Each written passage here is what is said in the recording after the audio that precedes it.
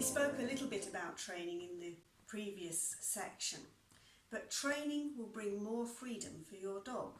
So how can that be? Dog is taught to obey certain commands like come back to you when you call, walk properly on the lead, and this brings more freedom. Sure, the dog's more free to do whatever it likes, but the fact is, if your dog always comes back when you call it, for example, you'll be able to let your dog run free in a field, whereas if your dog didn't come back, you'd have to keep it on the lead.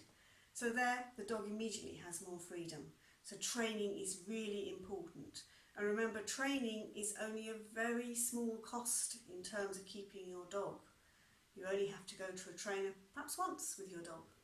Not one time, but for one group of lessons at the beginning of keeping your dog. So play also can help you exercise your dog. Supposing you break your leg, supposing you can't walk your dog.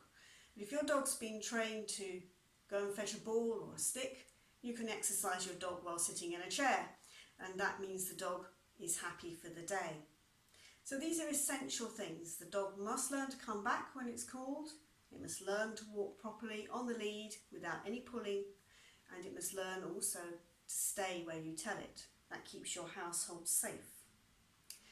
So puppies, of course, when you get your puppy, they should start their training as early as possible. But puppies can be destructive. In fact, most puppies are destructive.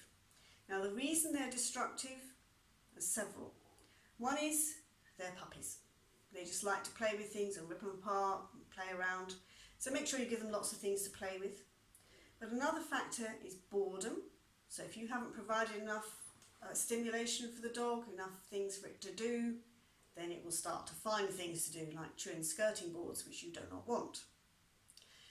Older dogs also can be destructive.